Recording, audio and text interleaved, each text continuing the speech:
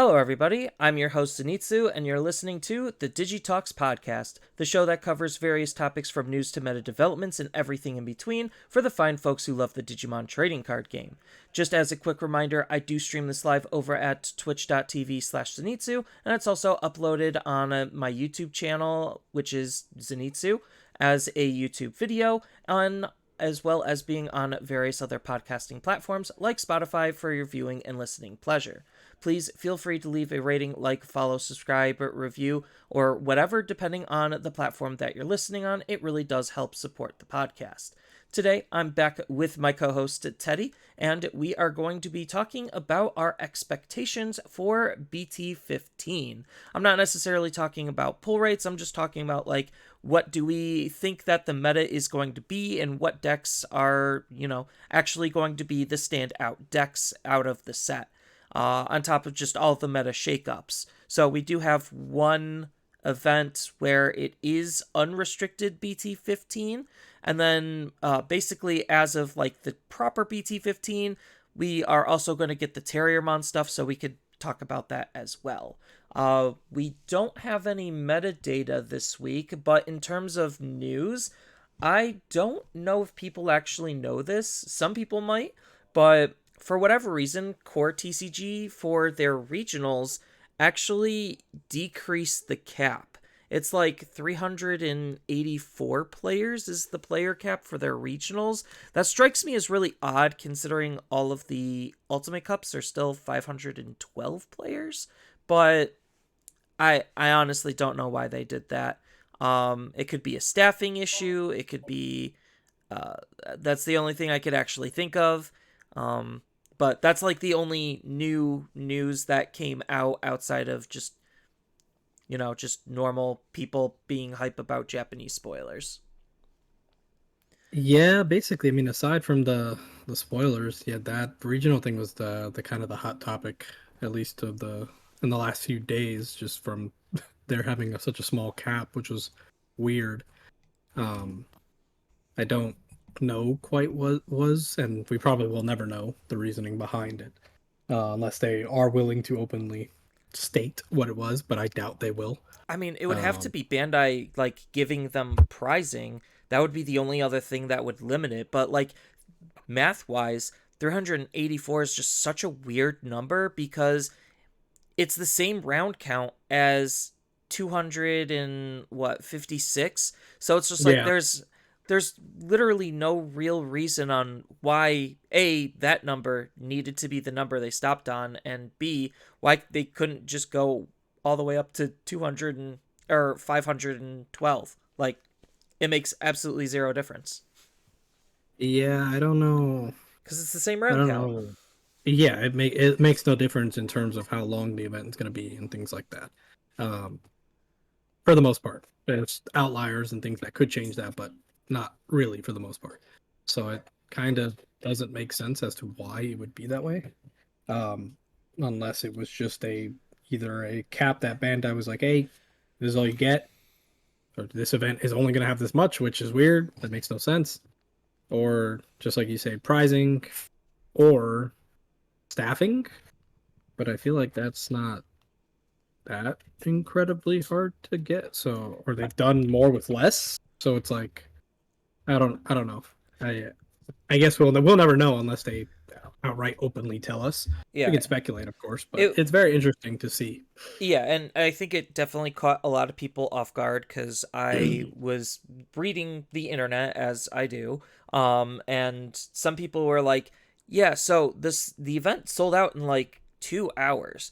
Granted, it's 2 hours is still a pretty okay-ish time window. I'm not saying it's great by any stretch of the means, um, Yeah, but it's definitely better than selling out in 5 1 hour minutes. or 5 minutes. But the fact that it's still kind of sold out relatively quickly, partially in due because of the reduced players, is I don't know. It seems weird. I wish Bandai would have had an announcement because there's also a tiny bit of mixed messaging because on Core's Facebook page they have the cap as 512, but everywhere else it's saying 384. So I don't know.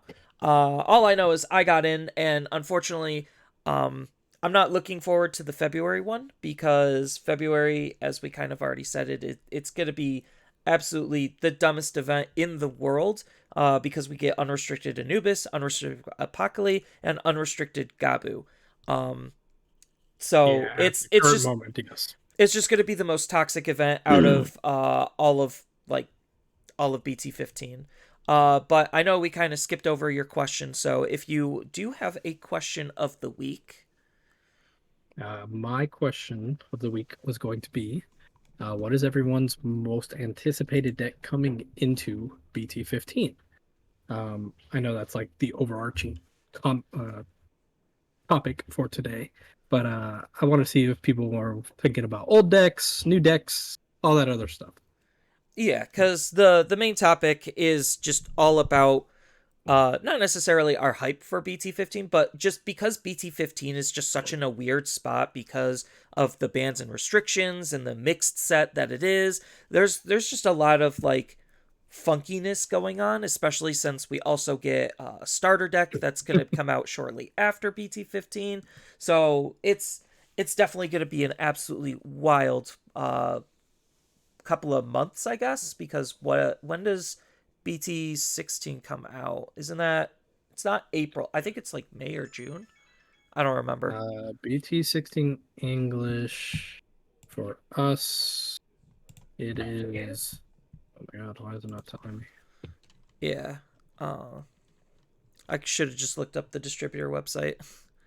For us, it is May 24th. May 24th. Okay, so we have basically from March until May to enjoy the good version of BT15, and the bad version of BT14 is literally just 2 weeks. So 2 weeks in one event. Yeah. I'm actually going to be staying away from like online locals or like anything just because I really don't want to play in that type of environment um, until the ban and restrictions come in. Ideally, Correct. until I get the starter deck, because to answer your question, the deck I'm most excited for, unfortunately, isn't exactly a BT15 deck. It's going to be the Terriermon deck. So, anyone who Nice. knows me knows I like aggro decks. Terriermon's not exactly the most aggro deck, but it does tickle my fancy on having some awkward consistency. And by that, I mean, like, it's a stack deck that doesn't really perform like a stack deck. That's what I mean by awkward consistency because like I played Red Hybrids for so long. Red Hybrids is a deck where I really am just focused on my level threes and my level fours, and Terramon kind of is in that same vein where I'm just focused on my level threes and my level fours. Occasionally, I'll use a level five, and then my level sixes actually could go on top of my level fours or my level fives, so it gives me extra flexibility, reducing the brickage in the deck compared to other like traditional stack decks. Okay, see that? I like that. I think that Terriermon stuff is going to be pretty fun to play with. Honestly, I'm very excited for it. Yeah, that's my big thing. Outside of that, anyone who knows me, I'm also a Gurumon stan, so I'm definitely looking forward to Gurumon. Gurumon is one of the two decks that I'm thinking about taking in February. It just depends on how many Metal Gurumons I'm able to pull. If I'm actually going to be playing that deck, because Mm. the other deck I'm thinking about is the updates to Lugamon just because I really like what that deck is doing. It's a purple deck, so against Apocalypse, he kind of fuels me. So it doesn't feel as bad going up against him, and then I could just like smash his face in because, I'm still kind of an OTK deck. Yeah, I like. I'm excited for that Lugamon stuff a lot. I might dabble a lot harder into that. Um, One because I like what happens to the deck as time gets further, as we get more and more support. It it really adds a lot of the cards that get added add a lot more flexibility to what you're able to do with the deck, and it's not just this what I don't like to use the word brain dead. But at the current moment, it's like a setup OTK. That's the way I like it, and I don't like that playstyle at the current moment. Even though it's very efficient and it's very good at what it does, um, that style doesn't. I don't know. I just don't like the way that plays for me. But I like what happens to the deck going forward, where it adds a lot more of like recursion tools so that if you aren't able to kill them and your board does get broken, you're able to recover and not just auto lose. For basically what happens right now, where if you don't win, then and if your opponent is able to establish anything to come back, then it's kind of hard for you to get back because you kind of use your whole load per se in that one instance. So I do like that a lot coming in this set and the next going forward, that they do get a lot more tools to combat that like very one-dimensional style, and it kind of adds a lot more skill to the deck, which I like a lot. Yeah, Uh, all the seeker stuff basically is the equivalent of all of the cross stuff from last year. So yeah, anyone who's unfamiliar, usually when Bandai starts a new block, they'll have a couple of decks that basically they will update throughout the entirety of the block. So anyone who's playing Digipolice, anyone who's playing Lugamon, Sons of Chaos, those are going to be like the main things that are going to be updated. And I think that even though we do get some like really awkward updates to D-Police, I think like the Oriumon stuff is still pretty good, and I'm curious to see how people are going to adapt it because he can go into not only just the D-Police deck because it does have D-Police in straights, but also can go into Alphamon as well. So like there's some nice cross synergy between like how you could approach utilizing these cards. I think like Oriumon itself is definitely not going to be going into Alphamon. It could, but no, but there's no reason support for it. cards. But the other cards kind of could, giving it just some extra tools into the toolbox. Just because D Police is in an awkward state where it kind of was complete, but it kind of wasn't because it was just relying on the Commandramon stuff, and we're gonna get more D-Police Commandramon stuff later. So it's just like, okay, that seems to be the focus. These are just extra cards to add to the toolbox because they are all D-Police. Um, so I think like that's gonna be something really interesting. We do have some Black Sons of Chaos cards. I don't think they're gonna see any play. It doesn't have a deck. It's supposed to be Machine Dramon and machine support, but I think Machine Dramon's just got better things that it wants to do. There's a couple of good cards that you could use for I, machines, I but like the option. The yeah, option is pretty solid. Is really really good. the option's the And best thing then for it, to be honest. yeah, Supreme Connection, that card's absolutely ballistically good. it, that card I think can breathe some much needed life to the Machine Dramon deck at the current moment. I think some of like the Guard I also like quite a bit. I don't think it's overly amazing, but if you're playing like stack base version of the deck, having a secondary level 4 that is, in theme, but also does continue with helping you with the deck, like your game plan is awesome. So I do like that a lot. Hagurumon X, or the Hagurumon X, I should say, is also quite good. So I'm excited to see what people do with that stuff. I don't think that's my most anticipated stuff. I think at the moment that stuff is definitely the Digipolice, the Hiss and Ryumon, and all that other stuff. I really like what that deck is doing. Um, and then honestly, I think my favorite thing is definitely the Leviamon X. I am so excited to mess with that and really, really find my way to break it because I love playing like Belphamon in that, and Leviamon and Belphamon, they go hand in hand. So I'm gonna find a way to incorporate all of them together. But Yeah, I think it's just the discovery of finding a new purple engine to try to abuse all of the purple cards is going to be like the real challenge. Not that it's that hard. People are already specking pretty hard on Raremon, and then you also get Bakemon in the set. mhm, yep, Bakemon is another really good like uh, engine piece. So like I think it's just figuring out what is the most optimal combo of like draw and discard based cards to be able to make Leviamon absolutely cracked. Because I think like he's a strong card. He is a very strong card. But he definitely will need some setup. And oh it just depends on the speed of the setup on how good he is going to be. I like the card a lot because it requires your opponent to play a different way. Like they have to play a certain way in order for them to play around the Leviathan. Like if you're using the option and that, and I like that a lot. I mean, there's ways on your turn to basically force him out to Yep. do his thing. Thanks to Waru Seedramon, which is another really strong card for Mhm. Leviathan. So, Leviathan, I think like out of all of the decks, without going into too much detail, I think like Birds kind of feels like it just needs BT16. It Oh feels yeah, the we just exact gotta skip this set. yeah, it feels the exact same way with bugs. I know a lot of people are really liking bugs, um, but the good bugs come Yeah, out in Tyrant. BT16.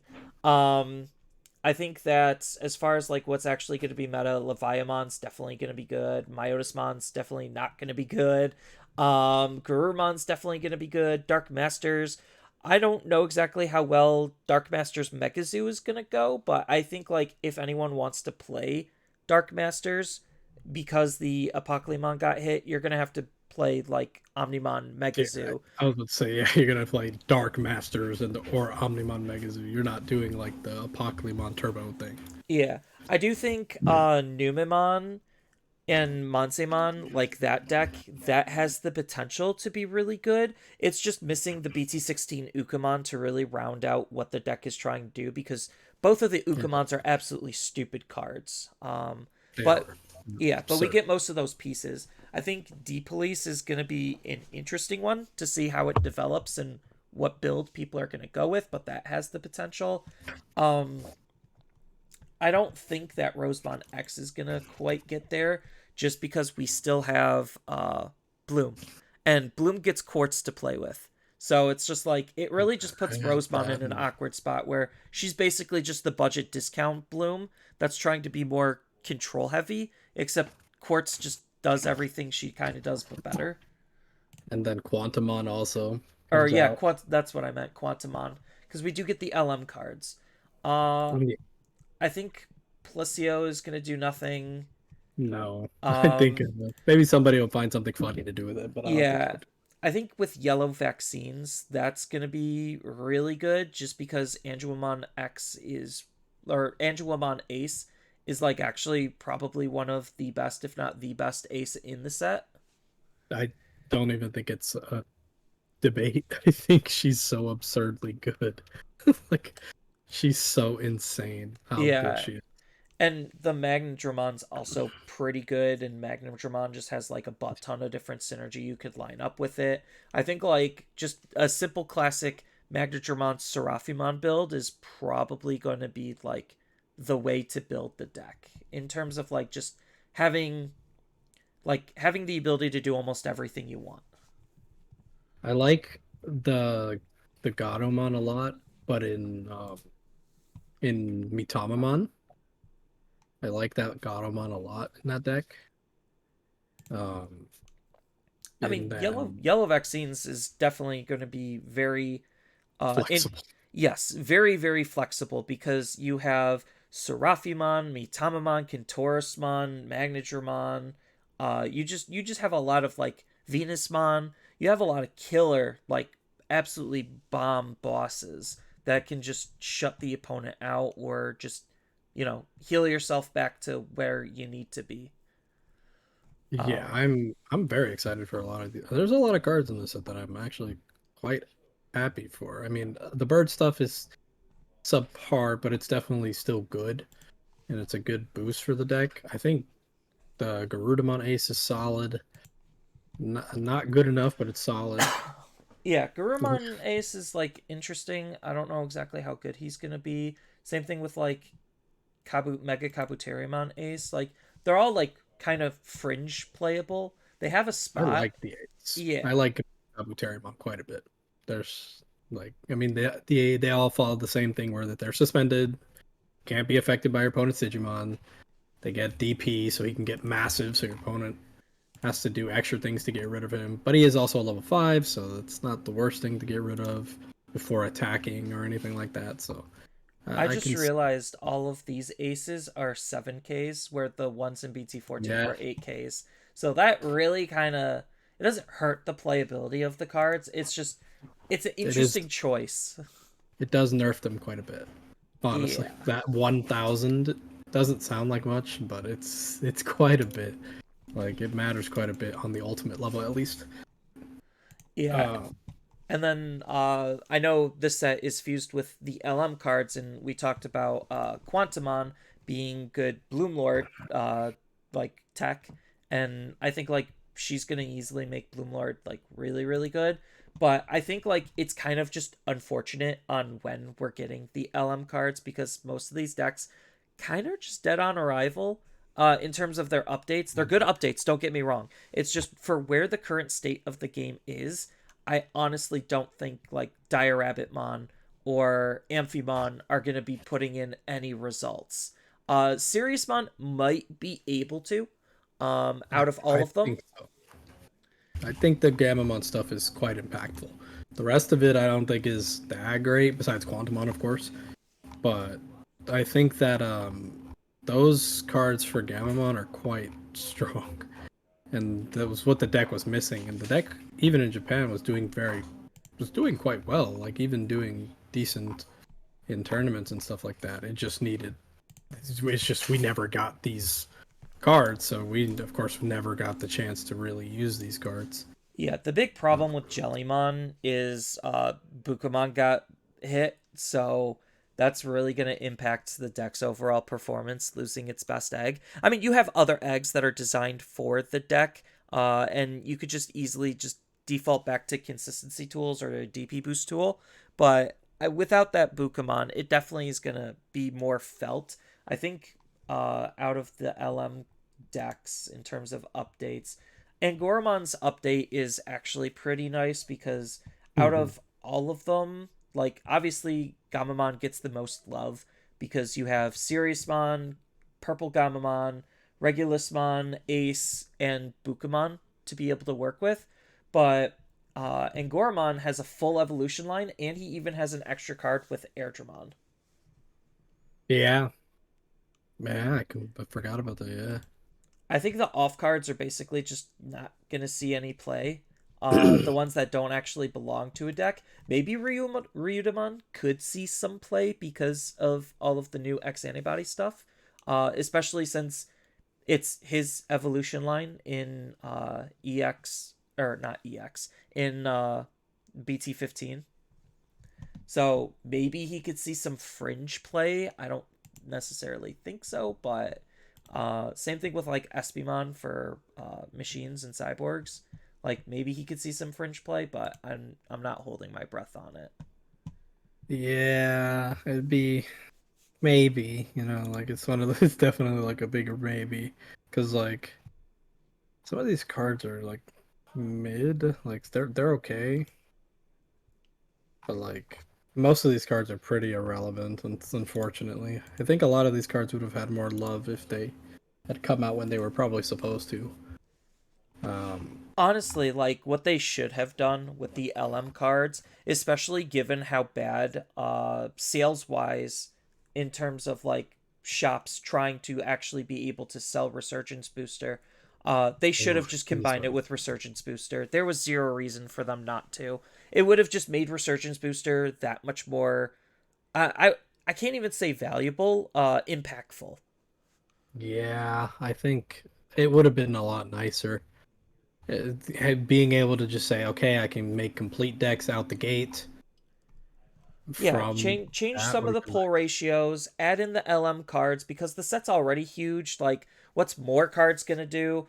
And I think like you could have actually had a way to be able to like make something better out of it. Like what I personally would have liked is LM fused with Resurgence because there's like what 30 something cards, so there would have been like 50 cards, and then they could have sold it as like a little double pack thing, um or like a small, like an actual small size booster. Like there's definitely ways they could have handled this better, but it just is what it is. It's nice that we're getting them. Not going too deep into pull rates because we don't actually know what the pull rates are, but I'm Yeah. expecting pull rates to be pretty bad for the set. So it could go either one of two ways in my perspective. Um, they're either going to have a dedicated slot for LM cards, or they're just going to have LM be mixed with the set and then that's it. I don't I, actually know which one's better. I think having dedicated slot for LM cards might be if they like sacrifice two mm, slots to LM yeah, I cards. was about to say if they do Like, dedicated slots and it's only one, that's gonna be awful. But if they do like maybe two, then I could see it being a lot better. I wonder if it no, they can't do random because then that would just be I mean, horrible. I don't know. Like, Uh, I think dedicated slot might sound good, but maybe it would actually make things worse. I again, I don't know. I'm not a mathematician when it comes to box logic on A, printing, B, collating, and C, actual pulling. Um, well, I mean, it's just basic math in that regard, at least for how many you could get in a box. And that would be like the biggest thing, like how many are you getting in a box? Because it's going to be you're getting, I assume, at least one per pack. If you're getting at least one per pack, you're getting 24 of them, which means, and that's that we don't know there how many of them are there. There's 1, 2, there's 4, 8, 12, 16, 20, 24, 28, 30. So there are 30 cards, which means no matter what, you would need, assuming that you get all of them, let's just say you got, out of 24 packs, you got 24 different ones. I doubt that would probably never happen, but let's just say for math's sake. That means you would still need to get another box in order to get one of every single one of them. And that's assuming that you guarantee get the four that you don't have. e- But there's also these stupid parallel arts, the alt arts that are thrown in with the LM ones. So that kind of messes with a lot of the ratios as well, because there's 4, 8, 10. So out of 20, so there's really only 20 cards that we want from this. And then there's 10 extra cards that are just alt arts that we don't need at all. Um, so yeah, I have no idea how it's going to be done. Probably by the time this podcast goes up, there would probably be some leakers that are going to be giving out yeah, that getting the information. boxes, getting them early. Usually leakers like to do it around Tuesday or not Tuesday, Wednesday or Thursday. Wednesday. That's when Mhm. stores actually would get their boxes. Um, so we'll probably know more information then. This is all just early speculation. Either way, Yeah, I'm expecting it not to be good based on either of the method. It doesn't seem like there's a perfect correct. answer for this. I think that this is going to be pretty bad, but only time will tell. Who knows? Maybe they found the solution. I don't think so, but maybe they did. But there's no reason to even worry about it at the moment. It's a problem for future us, Yeah. Um unfortunately. and I know there's still like there's a lot of hype around BT15. There are some really awkward like upgrade cards, like Shoutmon Cross 2, Yeah, trying to make Shoutmon more relevant, except it's not a cross heart, so it actually has nothing to do with like outside of just using the cards. It actually has a lot of anti synergy with the deck because it's missing that cross hearts tag. It's kind of awkward, and I don't necessarily think the card is like that great. It's fine, but it's not like insane. The best thing about the card is the fact that its name is treated as both Shoutmon and Ballistamon. That's literally yeah. like the best thing about it. Literally, if it did not have that, it would be pretty much useless. Hopefully, I know we're not gonna get it, but they honestly should have just eroded the card to be a cross hearts card, and then he Like would he literally is actually, part of yeah, he actually would have been a consideration for play. And then we also have Omekamon for the Omnimon Alter S Alter B deck from EX4. That's just a really random card. It's a good one for the deck, but the deck it doesn't actually make the deck that much better. Um, No, I think it helps, but not incredibly much. Like it's one of those like this. It helps because it does, but it doesn't do a lot, is if that makes sense.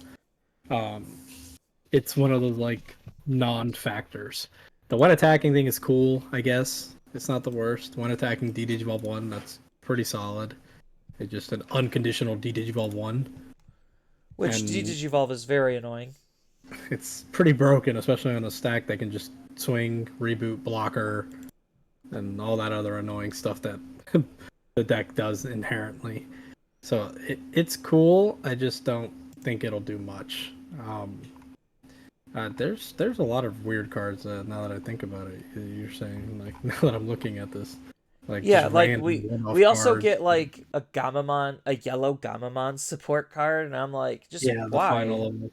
Yeah, like I get it, we needed it eventually, but it again just feels so random and out of place. It's one of those like it's really weird because it's just like you don't. I mean, I guess the on deletion lose one memory that's pretty solid, but it's okay. Like it's not good. It's okay.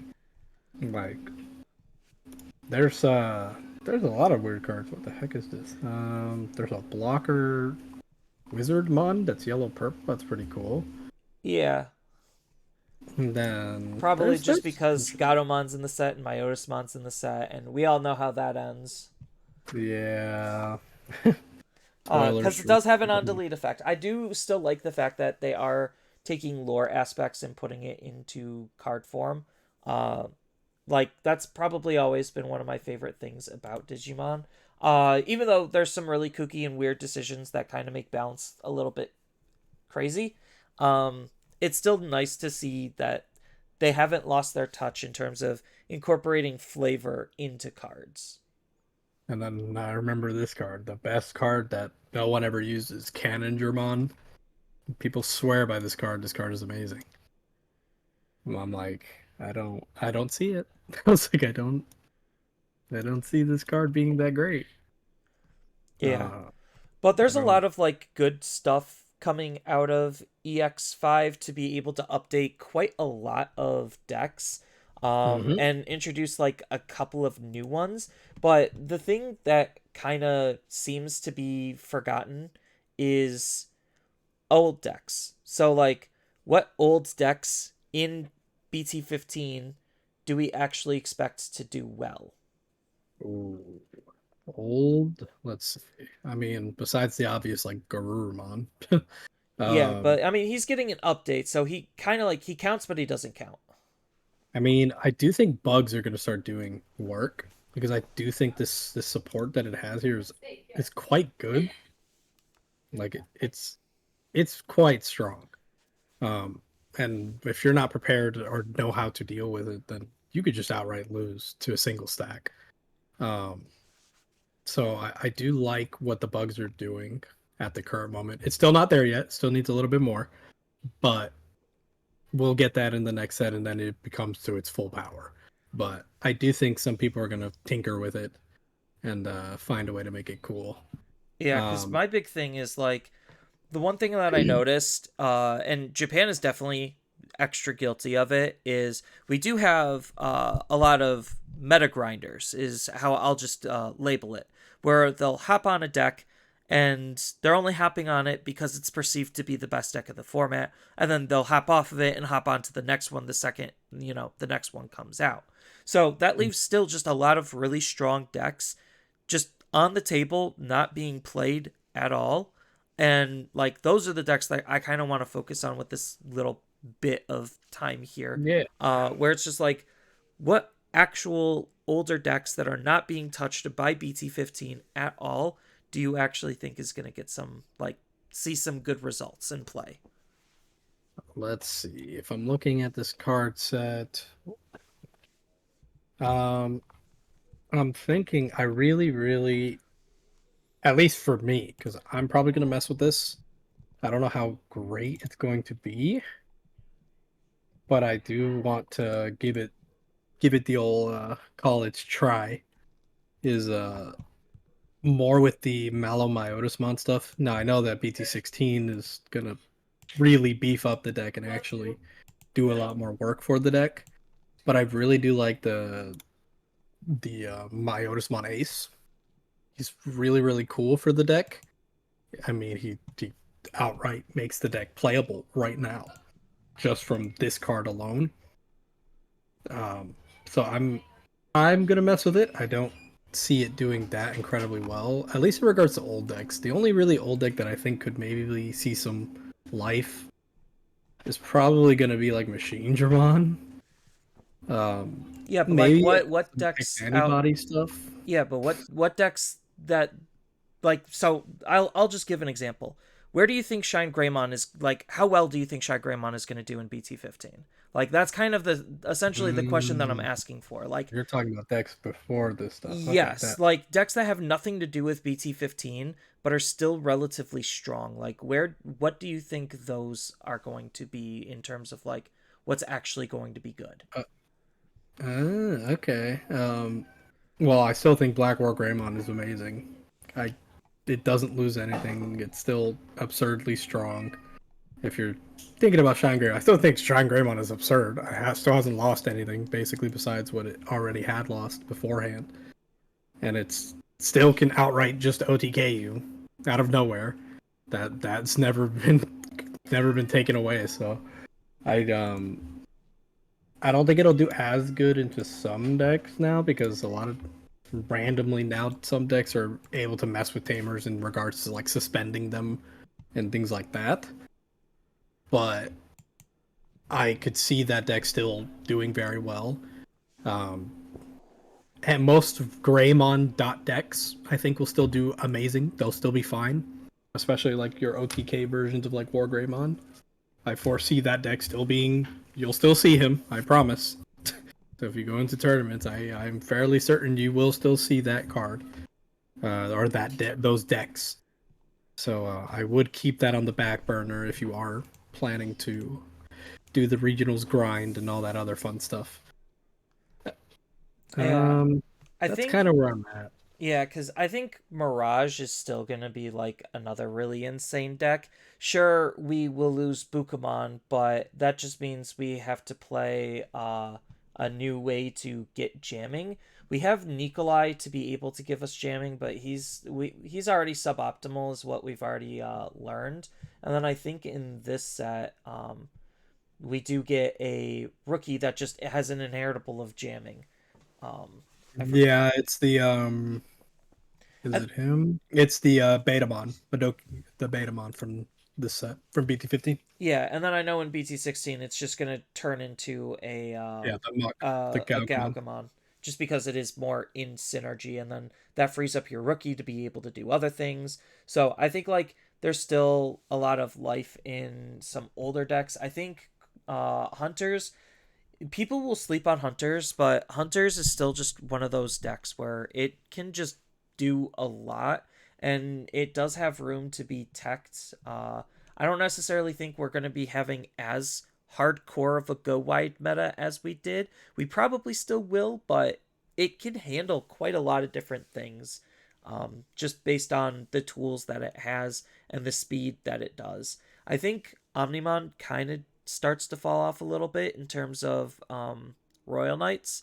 I think like these clock style decks usually they do have a limited shelf life. Same thing with like Fanglong. I think like Fanglong does have a little bit of relevancy, but I think like as of BT15 and even the starter deck, it seems like it's gonna fall off pretty quickly. Yeah, I don't see Fanglong doing too much going forward unless it gets some random support here and there.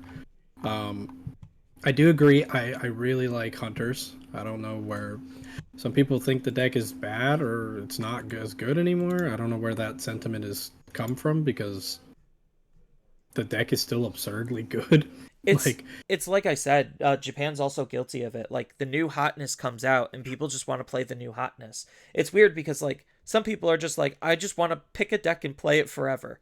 Um and then like a lot of the majority of players, they'll like pick a deck, play it for probably like 3 to 6 months and then just want to pick a new deck. So like that's where like a lot of the Shine players are disappearing to, is because that's usually the meta grinder deck, And now that he's falling out of favor because of Anubismon, they're all transferring over to Anubismon. And now Anubismon's going to get hit. So now they're kind of just like, what the heck do I play? So I don't know if they're looking at any new decks in particular or if they're going to go back to Shine or something else. And that's kind of like where this whole mentality and thought process came from. Okay, I can see where that would be on the mind because honestly, like it's good to have decks that you can fall back on that have nothing to do with this. Like there's a lot of decks that aren't getting touched from BT15 and are still perfectly fine. Like that you could just pick up, play, and still do good in tournaments. Just if you just have to pilot them better and all that other fun stuff. I mean, that was literally my mindset going into EX5 because I knew I wouldn't be able to build Anubis in time. I would like I did it in BT11 and I probably had I had the capability would have done it again. Just literally play the best deck because there's zero reason not to. Sure, whatever gets hit, but like for the biggest event of the entire year, yeah, of course I would want to win. So that's why I took Red Hybrids, is because Red Hybrids, even in BT15, I think Red Hybrids is still a pretty strong deck just because of what it does. And again, it's not really losing any power. It's not like BT15 is going to like have this insane power spike. It kind of just doesn't seem like it is because Apocalypse getting kneecapped. Um, It's funny because that was the only card that really did that. In e- all honesty, just yeah, that singular card from this set was the card that would tip the scale. But other than that, like the rest of these cards are good. There's a lot of good in the set, but there's nothing like, oh my god, this is beyond broken. yeah, Like, because we had in BT14 like what 25 different playable decks, and like mhm. as of EX5, which I learned really quickly. Shut up, phone. Which I learned really quickly that Anubismon really did damage because he severely limited what decks were playable on top of like what was even good. Um, I mean, you got to think about it. Like, if your deck plays from the front, Anubis One automatically tears it apart. Like, like if you're not playing like a stack deck that has protection,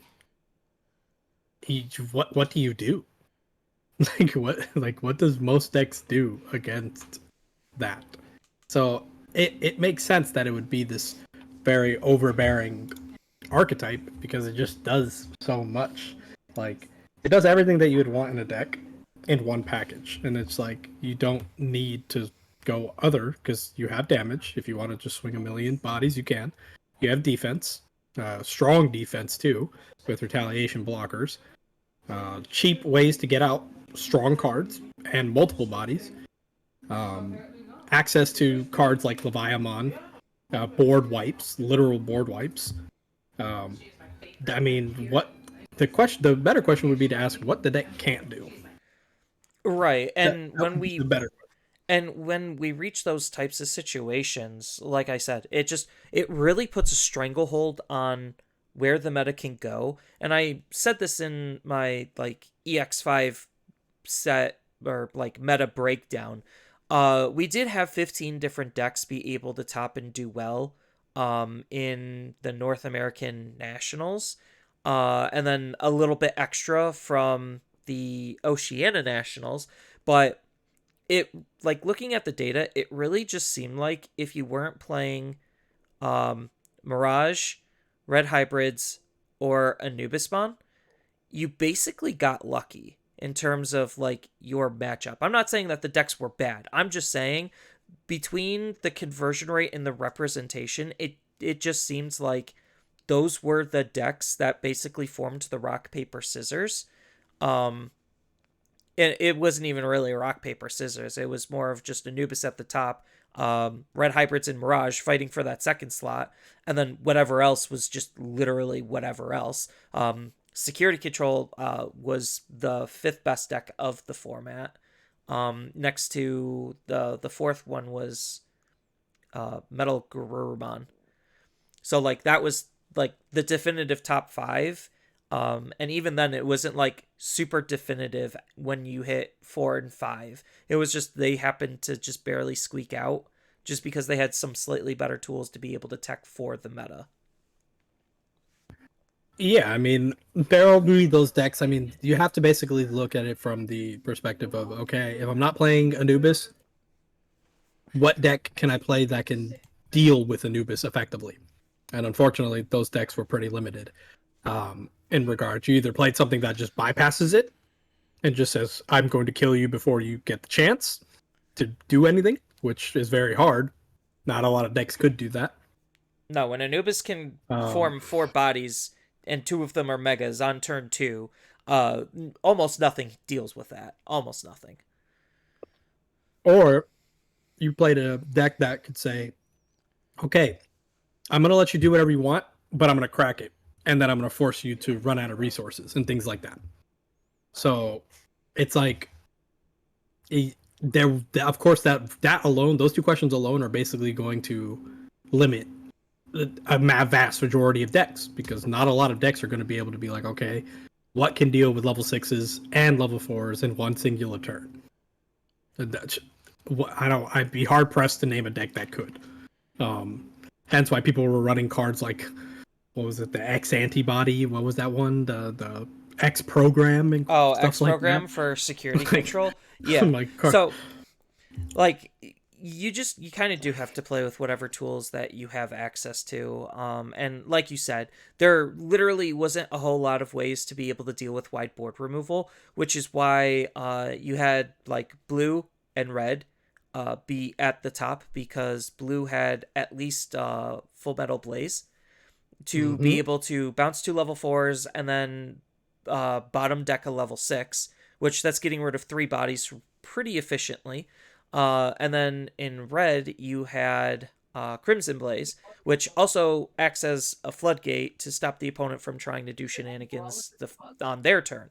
So, like, and then X program for security control. Even yellow has a couple of okay ones. They're not great, they're just okay.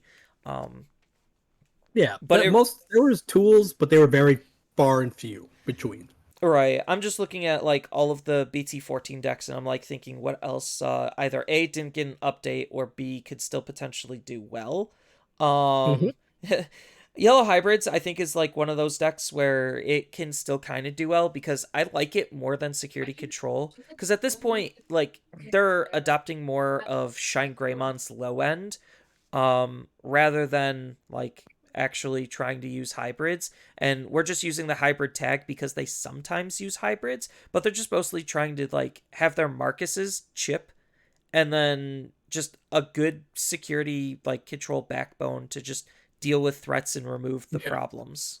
It's just raw defense, set up the Marcuses, promote an Agumon that then makes a Marcus free, and then just chip, chip, chip Yeah, I until you think win.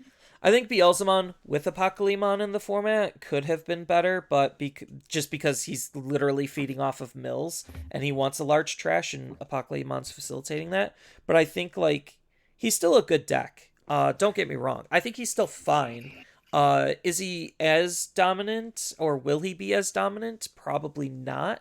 But I think he's fine. I think the big thing that he's lacking is the speed, but they kind of kneecapped the speed because they had to.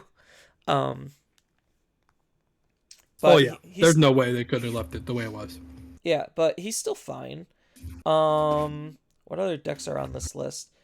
Millith. I think Millith is kind of like dead. That'll be always one of those decks where it'll always pop up, just because it can. Just if you're not prepared for it, you just lose. I mean, it's a solitaire deck. Like it doesn't need to do anything. Like it doesn't need to like the opponent to change to do anything for it Correct. to be good. Um, Exactly. So and I then think it'll pop up. They'll yeah, always. and that's kind of like the same sentiment with some various OTK decks, because we do have Dorbic OTK and we do have Digiburst Black War OTK.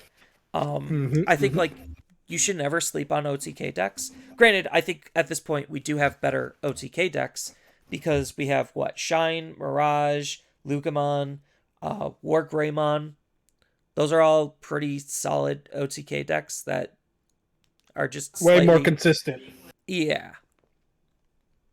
So I think like there's still just a lot of other older decks that might be able to do work, but realistically, as far as like where I'm leaning towards with BT15, I think Terriermon is definitely going to be one of the better decks of the format.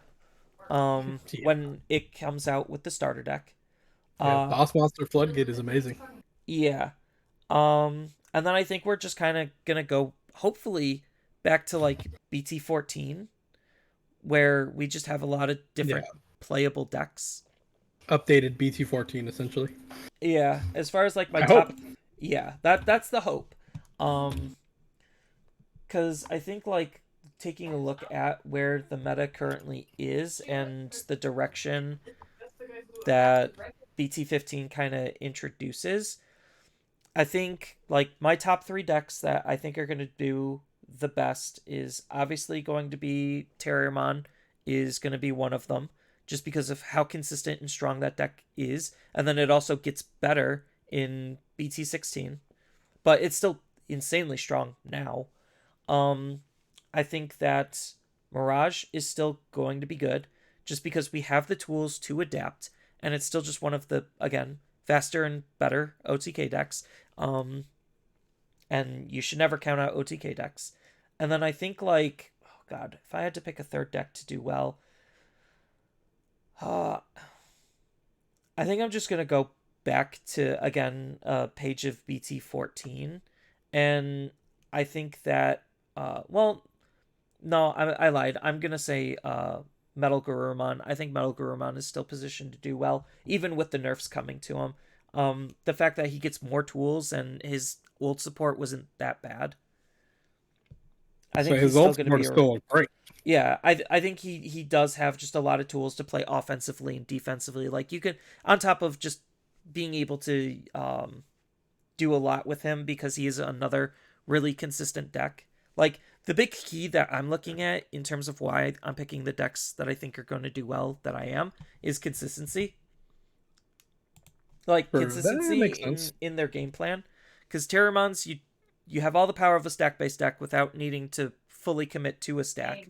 Um, and then Mirage and Melga both are very strong decks that both have really good draw engines. See, I I think for me, the list changes depending on where the meta kind of leans towards. Like if we're leaning towards like aggro decks and that kind of stuff, then I think your list makes the most sense. Just because they can just bypass what the opponent is doing and just try to out aggress your opponent. The funny thing is Terriermon's not really an aggro deck. He doesn't have the greatest damage output. It's just what Mega Gargamon Ace is doing is like absolutely cracked. And then like Red Hybrids is still good. Like there's still a lot of like old stuff that's good. So even if you don't buy into BT15, you still have plenty of meta Contenders for compare. sure. Yes, contenders. I was gonna say comparable, but contenders is a better word. Definitely. I don't. I think this should be just fine now that Apocalypse is basically will be basically gone. I'm sure there will be some people trying to make it work, but I think it's safe to say we shouldn't see too much of him. Um, I think the meta has a good chance to really open up, and this is like, I mean, basically uncharted territory. We'll see. We'll be the first to figure out what's going to be okay, what's not going to be okay, what's going to work. Is it going to be more aggro? Is it going to be more defense? Well, I I think always go with aggro because oh in yeah, the game my naturally yeah kind the of leads the towards game that. naturally leans towards aggro, and then my famous saying that I learned from Hearthstone is metas usually start with aggro and end with aggro. Um, so that's I live by that. That's And fair. yeah, that's See, why generally where I play and why I lean that way. because I would like to say Black or Gray would be a very good deck in this format. assuming that they lean towards like this aggro style of play, because then he just shuts that down for the most part. He does. He's big Wally decks are annoying for aggro decks. So it's like decks like that, like I mean the gray war, most of the Greymon decks in general, I think are going to be just fine. Um, I will still be playing my Black War Greymon and that because I just like the deck a lot. I think it does well into a lot of matchups. There's very few matchups that I'm like, wow, I just lose, um, which is good. Yeah, I know you're That hyped for Leviathan, but I am. I'm cautiously optimistic on, like, again, it all just depends on how fast and how figured out the engine is. Oh yeah, I have some. I've been tweaking, messing with some decks, at least with Leviathan, that I'm very excited and I'm having good results with. So I'm ready to get my hands on it and do it in IRL hands and Yeah. play because the simulators and stuff they're fine, but I don't like them as much as I like just playing with the cards. I get Um, you. So what outside of Black War, what other decks are you looking to play in BT 15, and what do you expect is going to do well? um, I mean, obviously, I think Leviathan Turbo, whatever version of Leviathan you want, is going to be great. Leviathan X is a absolutely insane card, and the option card is absolutely broken. So like them in tandem together is just insane.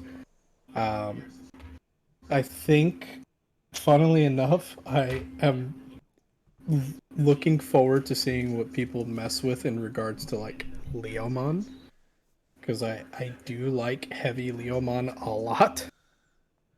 Um, I think the card is insane. Yeah, you and apparently everyone else to make the card jump from a $2 card to an $8 card. I think against the right meta, heavy Leomon is actually like borderline unstoppable. Because like since we're not seeing as many blue decks and that kind of stuff, besides Mirage, like he has free reign. And since we're playing a lot of purple decks with a lot of deletion, you're playing into the deck's main mechanic. So it's like it could I could see it doing fairly well. Um, I don't think it's as it should be worth that much money for him. I don't No, think he's worth that much. the funny thing But is you're hyping up Leviathan, and Leviathan just kind of dumps on Heavy Leomon, which is funny because he just comes, like, you don't even have to digivolve. He could just come out of the options and then just screw over the opponent. yeah, exactly. The thing is though, like it's a double edged sword because you have to take out the heavy Leomon before going all the way up, um, which you can do fairly easily. I don't think it's that incredibly hard, but um, there's ways that you could do that. But I mean, I think that so then for me it would be like I want Blackboard to do good. I want my heavy Leos to do good, and then if I had to pick a Leviathan. third, I guess Leviathan. But that's like the cop out answer because I know that deck's gonna be good. Like I'm so certain that deck's going to be good. So if I had to pick a deck that isn't as that, I honestly can see Hunters doing very well. If people start leaning into this like stack meta, especially now with people not being as cautious with tamers and things like that as they used to be, or going wide and that kind of stuff, and Hunters eats that stuff alive. Like they love when you do that. So I could see a good Hunters player do very well. Yeah, I I definitely agree. That's kind of between you and me and our decks. That's like a good 8 deck spread in terms of where we think the meta is gonna go. And I definitely like the fact that just between us two being two different play styles, the fact that we have like 4 decks we essentially can pick and fall back on, or just want to play on top of, like, again, the other decks that uh are like still good and relevant. That definitely shows that hopefully with these restrictions, BT15 is definitely going to be Oh, looking good. I don't even know how I forgot about this deck. What? This one's just Balloon Lord. We mentioned Bloomlord. Did we? I don't remember saying Yeah, because I I was think with the like new, Quantumon. Yeah, yeah, Quantumon. yeah, way earlier, Quantumon and that. Yeah.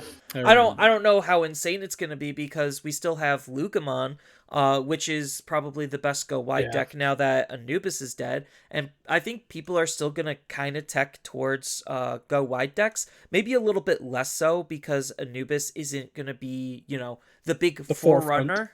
Yeah.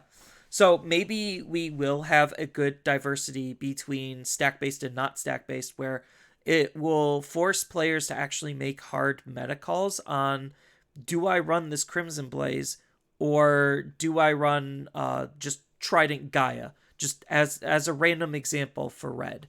Um, Yeah, I agree. I agree with that sentiment quite hard because I don't foresee people just being like, oh, well, Anubis is dead. Now we can just take out our crimsons and stuff like that. I doubt people will do that.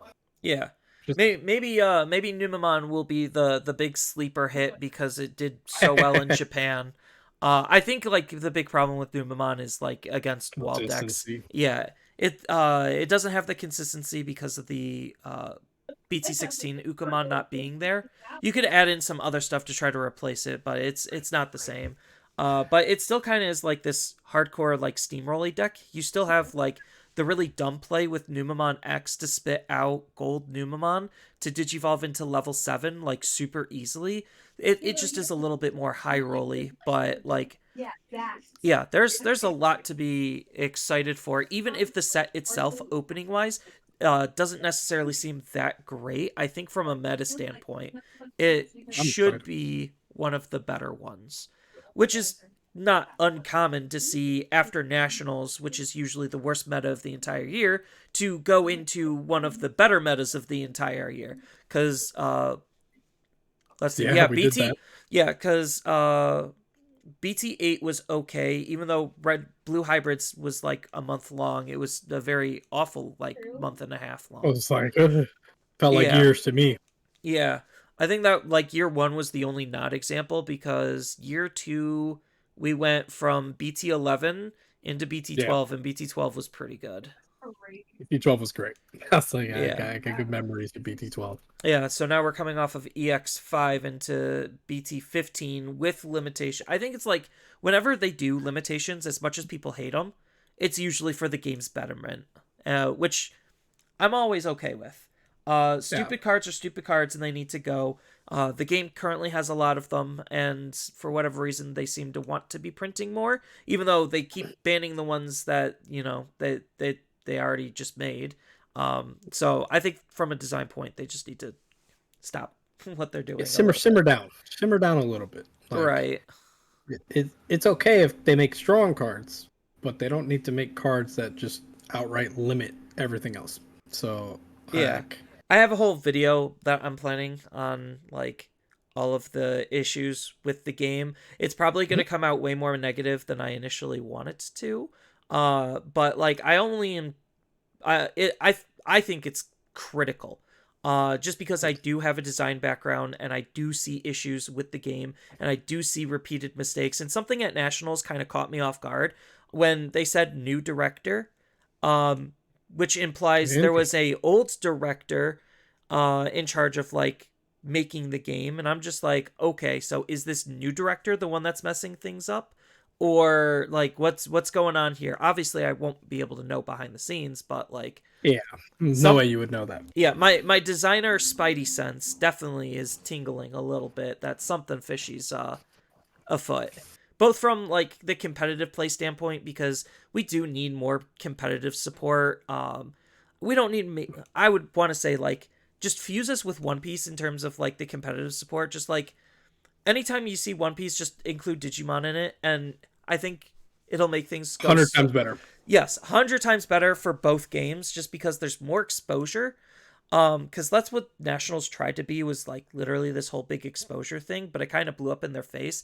I think Bandai needs more TOs, but it seems like they have a trust issue with TOs. Um, I can understand somewhat, but like at some point, if you see that your games are getting bigger and bigger, you can't. run skeleton crews.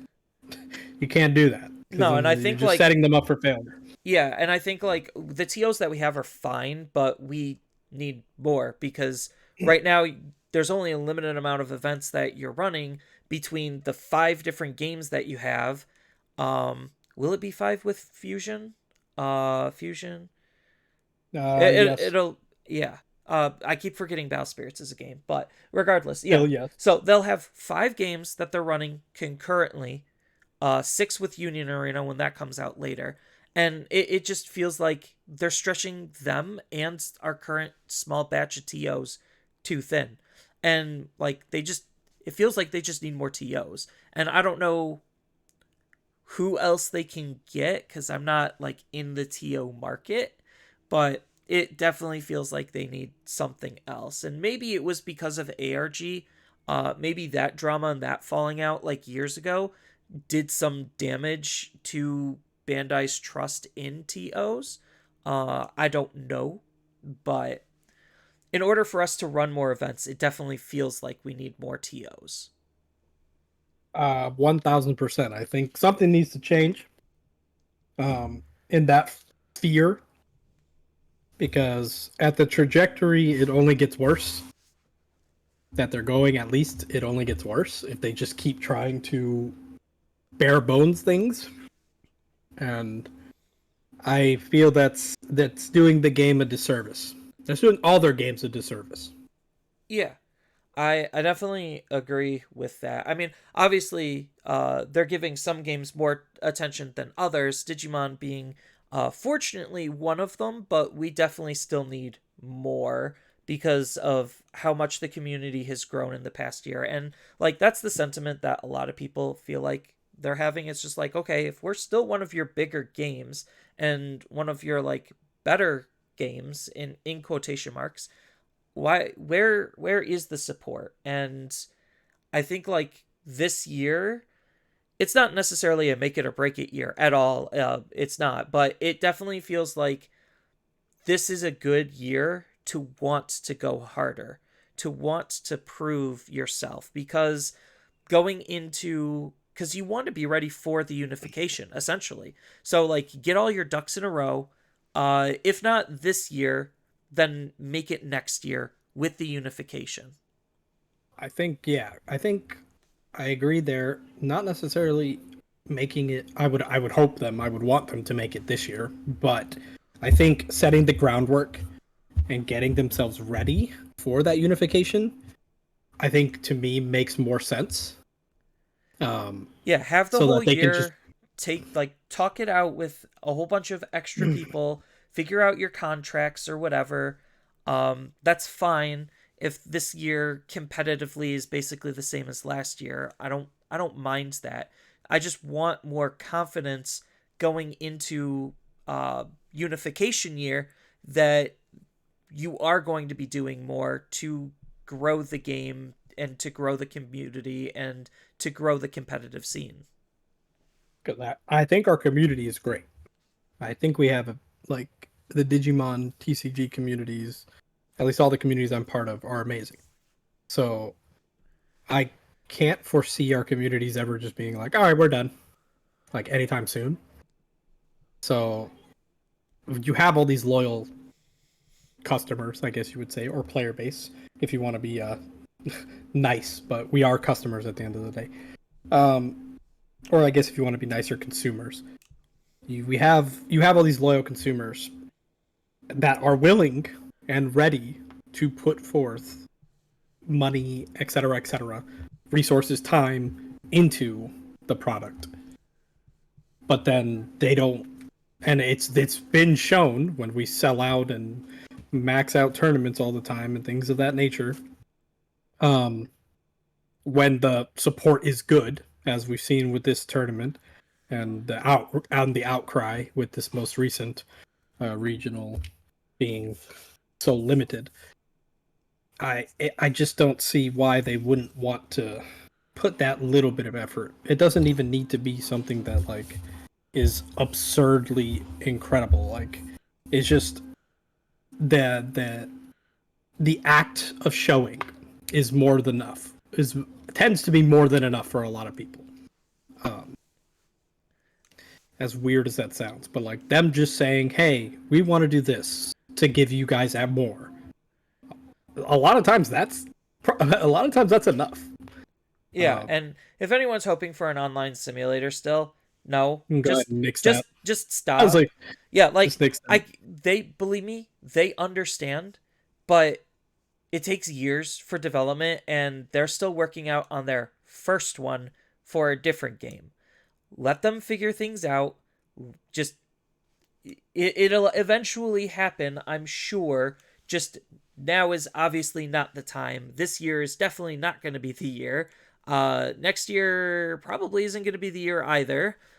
So it, yeah, All I I, say with that is let them let them take their time. We don't yes, want a rushed product. no, Just because you guys want it, I get it. I want the product too, but I also want a good product. yeah, Like, and it's Digimon is still in a growing phase where an online client actually could do some very big damage, and I think like people just don't actually realize that. Like there's other issues that I want them to address first before an online client. I want a better better design team coming out from their end with like actual good product placement on when things are coming out and where things are coming out, because they still suck at that. I want better tournament support, both online and in person, and that takes more TOs. That takes a whole bunch of other resources. Like just let them work on improving what we have now instead of keep asking for more, spreading themselves even more thin. yeah, I wholeheartedly agree. I hope that this year and possibly the following year, until the unification, there's a lot of like infrastructure buildup so that we can just have the best possible product. Yeah, I think In like all honesty, I think because of like what they're planning and how far they're trying to look ahead, this year's probably going to be a slightly shaky year, at least in my perspective. We already know that invites is back to what it was last year, where the tournament might not be open for nationals, and it might be a closed nationals this time.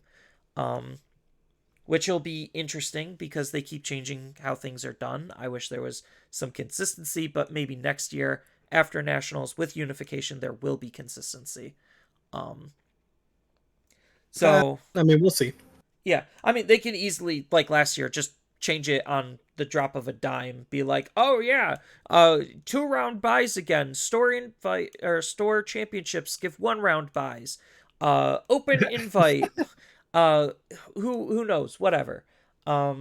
That would be But hilarious. yeah, I definitely think like them working on pricing and making pricing more appealing definitely is going to be helping the competitive scene a little bit more. Oh Um, yeah, I'm going for that serial Omnimon. I yes. want one. Um, and they are probably just going to be spending the majority of this year just figuring stuff out for next year to probably just make next year good. At least like based on our assertions on their timeline and everything that they said. That's at least what I would think that they're doing, because the game is growing, the game's not going anywhere, and I really like what the game is doing, even though design wise I question some of their decisions. But at least they're willing to correct the mistakes as quickly as they possibly can, for better or for worse. That is correct. They could just leave it be. So I think that's another thing people need to understand too. Is like, yeah, we do have, but there's problems. There's problems with everything, but there are going to be problems, and they do mess up. But at least they do things to rectify the problem, rather than just say, "Well, we did it. Oh well, good luck." They could just be like that and just be like, "Screw you guys. Enjoy, have fun." So I'd rather it be this way than the opposite way. Yeah. So, yeah, that's probably just a good place to leave things off. I'm super excited for BT15 and what the Yes, sir. future is going to hold. Teddy, are you playing in any online tournaments in this first like quarter 1 wave? Yes, I believe I'm playing in this month's one. I'm playing in all of them, so Yeah. yeah. I think I'm playing in two. I didn't get to do the core one. I didn't make it in that one, sadly. That's the April core, right? Yeah. Because I there's didn't April make it core in that one. and March core. Whatever. I know the first two are the ones that I signed up for. Okay, yeah. So whatever tournaments those are, regionals, ultimate cups, I don't remember. I just So signed up. that would be probably February Ultimate Cup, March Regional. Yeah, that sounds about right. I Okay. signed up for those two. So I will be there. I will be playing my heart out. What I'll be playing, I have no clue. But I hope to see you all there. Yeah, for those who signed up. Um, and Whoever could. yes, and I got into all of them, so I'll be playing in all of them. So look forward to my coverage then, and look forward to what BT15 has in store for us. So, on that note, I want to thank everyone for listening. If you enjoyed this episode and want to help support the podcast, please share it with others on social media, as well as doing all of the social media things like follow, subscribe, depending on the platform that you're listening on. Thank you all again, and we will see you next time.